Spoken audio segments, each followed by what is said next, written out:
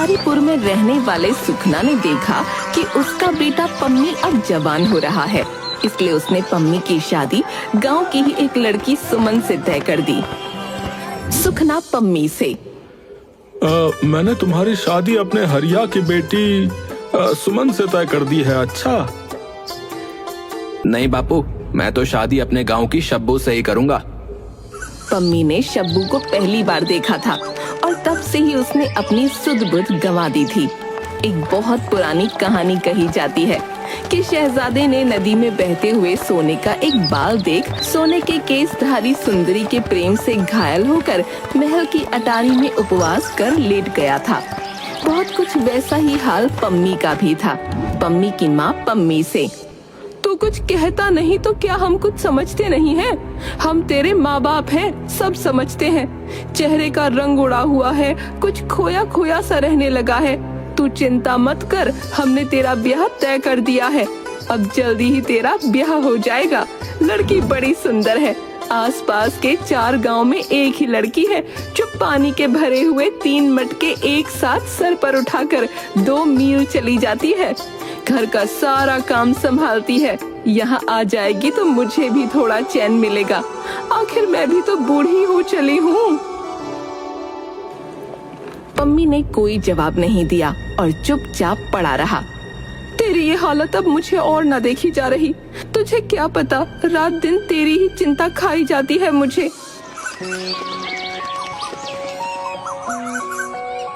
एक रोज आंखों में आंसू भरे हुए वो पम्मी के पास जाती है।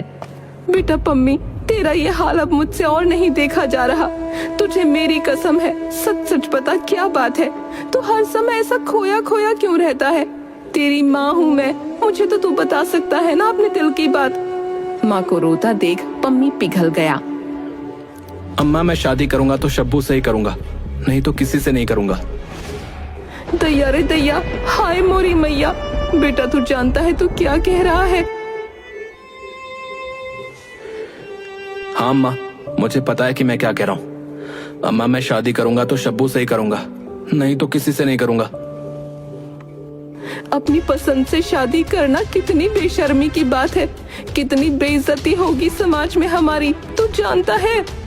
माँ ने पम्मी को बहुत समझाया, लेकिन उसने फिर वही चुप्पी साध ली। पम्मी के माँ बाप जब पम्मी को आसपास देखते तो शब्बू की बुराई और सुमन की तारीफ करने लगते और आपस में बातें करते। क्या हो गया शोभा चाची को? पिछले महीने तो मुझे मिली थी बाजार में, बिल्कुल हट्टी कट्टी थी। हाँ हाँ मिली होगी, मैंने कब कहा कि नहीं मिली? भला बीमारी होते भी समय लगता है क्या? क्या हो गया था शोभा चाची को? कह रही थी कि पैरों में बड़ा दर्द था, चलना फिरना भी मुश्किल था। अब कैसी है वो? अरे तुम उसको छोड़ो, सबसे बड़ी बात वो ये बता रही थी कि पूरी बीमारी के समय सुमन ने उनका घर संभाला। पानी भर कर लाना, घर की सफाई करना, खाना पकाना, सारा काम उसने किया। अच्छा, वैसे है तो बड़ी भली लड़की, लेकिन शोभा चाची के पड़ोस में तो उस शब्बू का घर है ना, वो नहीं आई उनकी सेवा करने? वो क्या आई सेवा करने? ऐसे तो रोज शोभा चाची के घर जाती थी, लेकिन चाची बता रही थी कि जब तबीयत खराब हुई तो उसने आना ही बंद कर दिया। अच्छा, ऐसी बात है? हाय मोरी मैया, क्या मैं झूठ बोल रही हूँ? मुझे तो चाची ने ही बताया। कुछ काम नहीं करती वो अपने घर में, न जाने कैसे बेड़ा पार होगा उसका। सही कह रही हो तुम।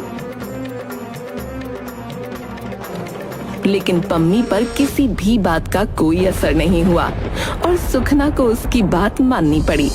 सुखना शब्बू के घर रिश्ते की बात करने चला गया।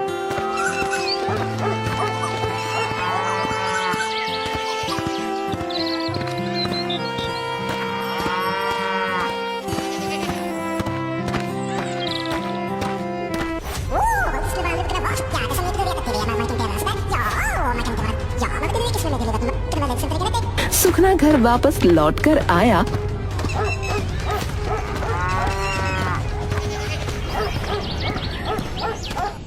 गुस्से से उसकी आंखें लाल थीं। पम्मी की माँ दौड़ी दौड़ी आई। पम्मी दूर खड़ा कान लगाए हुए था। पम्मी के पिता फट पड़े। ऐसे नालायक बेटे से तो बे औलाद होना भला था। पम्मी की माँ घबराकर बेटे की बलाई लेते हुए बोली, हाय हाय, क्या हुआ? ऐसी बातें क्यों कर रहे हो? होगा क्या, ऐसे बेशरम लड़के से और क्या उम्मीद की जा सकती है। सारी इज्जत खाक में मिल गई और घर मिट्टी में मिल जाएगा। हाय हाय, क्या हुआ ये तो बताओ, ऐसा क्यों कहते जा रहे हो? अगर ऐसे ही इसके मिजाज थे तो ये किसी और के घर में पैदा हो जाता तो ज्यादा अच्छा था। तुम्हें पता है उस सब्बू के बाप ने क्या कहा? अरे कहा क्या, उसने तो सीधे मुंह बात भी नहीं की और कहता है, सब्बू की बात तुम मत सोचो, मेरी बेटी तुम जैसों के घर नहीं जाएगी। सब्बू को वो ऐसे घर में देगा जहां से उसे 200 रुपए की गठरी बांध कर मिलेगी। पम्मी की माँ आंखें ऊपर करती हुई बोली, क्या कहा? 200 रुपए की गठरी बांधकर? हाय दैया, मैं तो मर गई। तू भी बूढ़ी हो गई। तू ही बता, तूने कभी ऐसा तूफान सुना है? 200 रुपए की गठरी कोई चीज होती है या नहीं होती है? और कौन सा ऐसा बाप होगा जो अपनी बेटी का ब्याह करने के लिए पैसा मांगेगा? अच्छा खासा सुमन से इसके रिश्ते की बात की थी, लेकिन तेरे इस नवाब को तो उस सब्बू से विवाह करना है। क्या कमी है उस लड़की में है? रंग जरा मैला हुआ तो क्या हुआ, औरत तो औरत ही होती है। तुझे उसके रंग का क्या करना है? लेकिन नहीं, इसे तो कुछ समझ में नहीं आता। अभी 6 महीने भी नहीं हुए मैंने इसके लिए अपनी गाय बेचकर फटफटिया खरीदी थी। सारी उम्र मेहनत करके भी नहीं कमा पाएगा 200 रुपए, लेकिन शान देखो इसकी है। और तू बता, तू इतनी बुढ़ी हो चुकी है? कभी एक औरत की कीमत 200 रुपए सुनी है तूने? 200 रुपए में तो फिरंगी खरीदी जाती है। पम्मी ने ये सब सुना और अपनी आंखें सीने में दबाकर करवट बदल ली, लेकिन उसकी हालत वैसी की वैसी ही रही। इकलौते बेटे का यूं दिन रात पड़े रहना माँ बाप से देखा ना गया।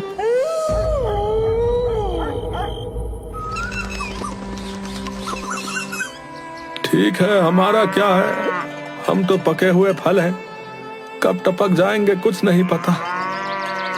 रोजी का सहारा यही भैंस है, ये भी बिक जाएंगी तो फिर खुद फिरंगियों की सड़क पर रोड़ी कूटने की मजदूरी करेगा। हम उसका भाग्य नहीं बदल सकते। लोग यही कहेंगे कि सुखना का बेटा मजदूरी करने लगा। अब उसकी किस्मत में यही है तो मैं क्या कर सकता हूँ। गाय भैंस बेचकर सुखना ने शब्बू के पिता को 200 रुपए देकर शब्बू और पम्मी की शादी करवा दी। शब्बू को इस बात का बड़ा घमंड था कि उसे 200 रुपए चुका कर लाया गया है। शब्बू के नखरे बहुत थे, सारा दिन सिर्फ बनने संवरने में ही निकाल देती। पानी भरने जाती तो आधा ही घड़ा लेकर लौटती, वो भी बल खाती कमर से। पड़ोस की निरा, ऐसा नखरा ठीक नहीं है, किसी रोज ऐसी मार पड़ेगी कि कमर सदा को लचक जाएगी। शब्बू बड़ी बड़ी आंखें मटकाकर और हाथ का अंगूठा दिखाकर बोलती, मेरे माँ बाप ने मुझे मार खाने को नहीं भेजा, कोई मुझे हाथ तो लगाए। तेरा क्या है, तेरे मर्द ने तुझे मुफ्त में लिया है, लंगड़ी लूली हो जाएगी तो एक और सही। दूसरी तरफ पम्मी की माँ को शब्बू के रंग ढंग बिल्कुल भी पसंद नहीं आ रहे थे। पम्मी की माँ पड़ोसन से कहती, देखो तो 200 रुपए देकर ब्याह किया है, पर मुझे क्या आराम मिला, इसे तो अपने नखरे से ही छुट्टी नहीं मिलती।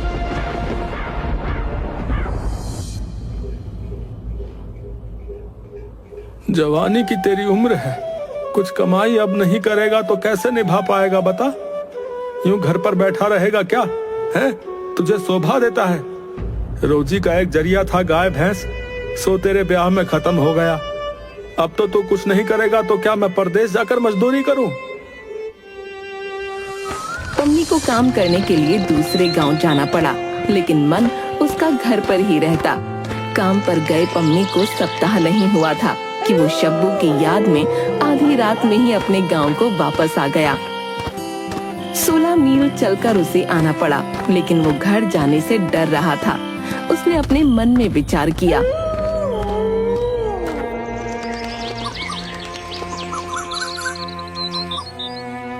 अगर घर पर गया तो बापू खातिरदारी अच्छे से करेंगे और पड़ोसियों की जबान ज्यादा कड़वी है।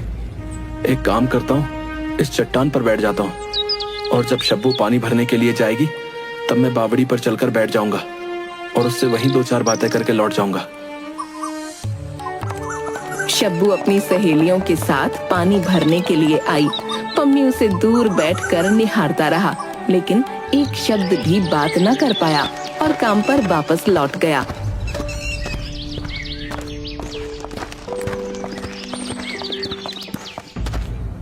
मैं यहाँ परदेश में अकेला मर रहा हूँ और वो महारानी मौज कर रही है। उसे तो मेरा जरा भी गम नहीं।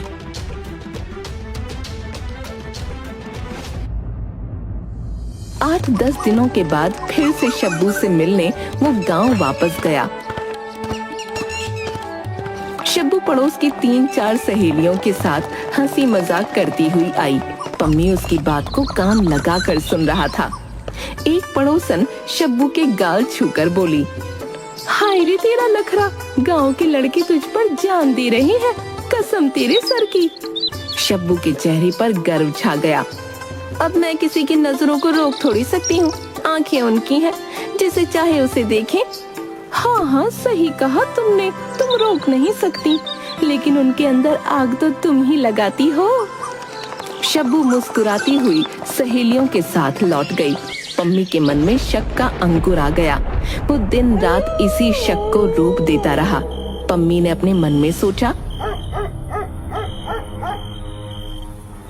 अगर दाल में कुछ काला नहीं होता तो पड़ोसन ऐसी चर्चाएं क्यों करती?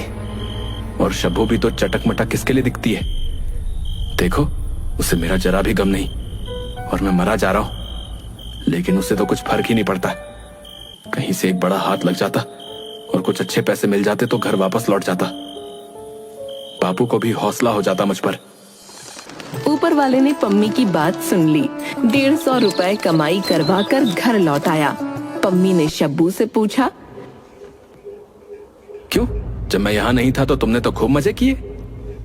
शब्बू ने चमक कर पूछा, कैसे मजे? किसके साथ मजे उड़ाती थी? क्यों, गांव में क्या कम आदमी है? खूब सज धज कर पानी लेने जाना होता था तुम्हारा, मुझे सब पता है। मैंने कभी किसी की तरफ आंख उठाकर देखा हो तो मैं मर जाऊं, नहीं तो मुझ पर झूठा इल्जाम लगाने वाला मर जाए। तो बन ठन कर अपना हुस्न दिखाने नहीं जाती थी क्या गांव के लोगों को? मैं क्यों जाऊंगी दिखाने किसी को? कोई मुझे घूरे तो इसमें मेरा क्या कसूर है? तो तू यूं बन ठन कर किसे दिखाने के लिए निकलती थी? मैं क्या करती? क्या मुंह काला कर लूं?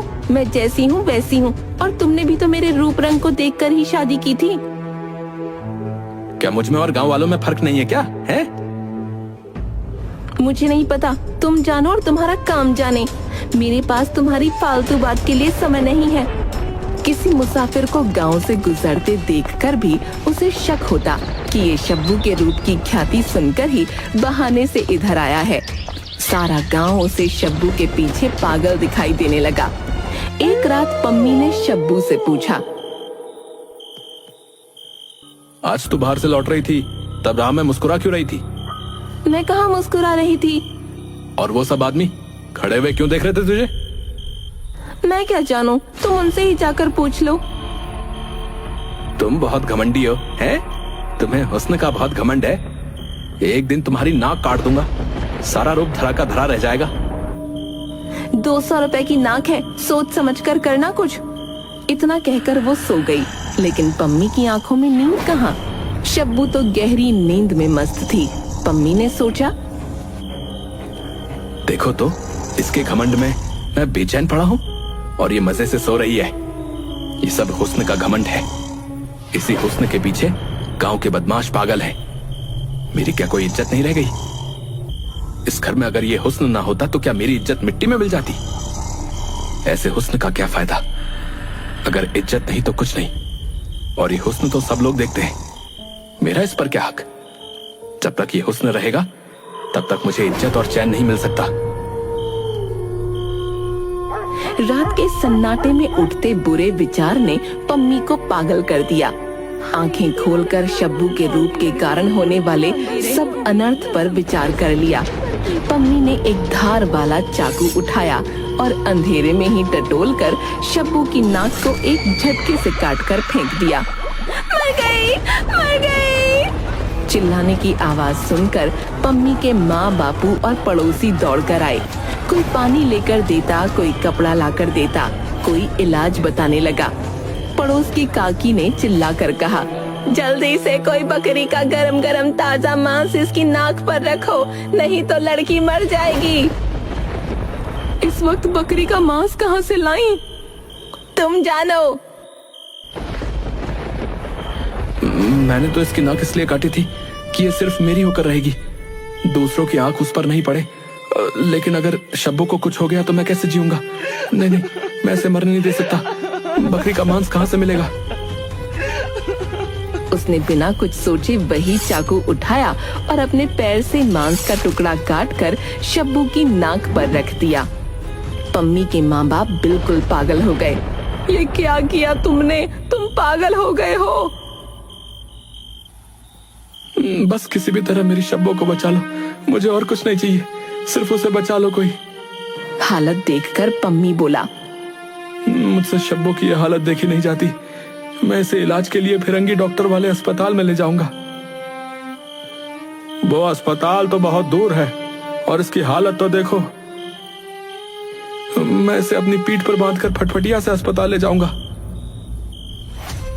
लेकिन तू फटफटिया चलाएगा कैसे? तेरे पैर की हालत क्या है? मेरे पैर की तकलीफ शब्बू की तकलीफ के आगे कुछ भी नहीं है। मैं किसी भी तरह से ले जाऊंगा। पम्मी ने किसी की बात ना सुनी और शब्बू को अपनी पीठ पर कपड़े से बांधकर अस्पताल पहुंच गया। 20 रोज शब्बू का इलाज चलता रहा और उसका जख्म धीरे धीरे भर गया और उसकी तबीयत थोड़ी ठीक हो गई। नाक ना रहने की वजह से शब्बू की आवाज बिल्कुल बदल गई थी और अजीब सी आवाज में शब्बू ने पम्मी से कहा, अस्पताल की मेम ने कहा है कि विलायत से रबड़ की नाक मंगवाई जा सकती है।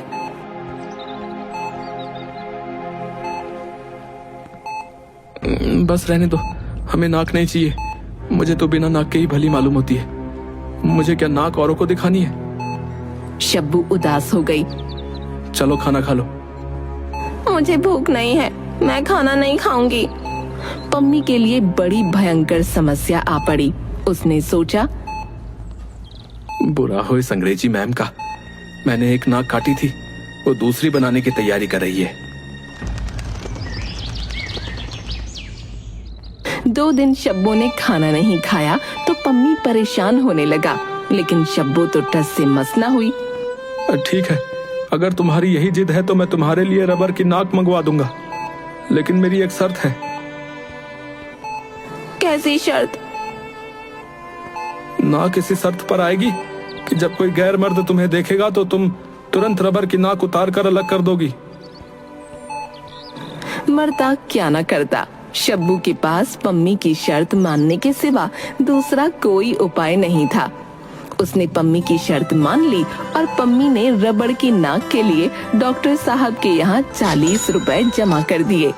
जल्द ही शब्बू को दूसरी नाक उसके चेहरे पर मिल गई।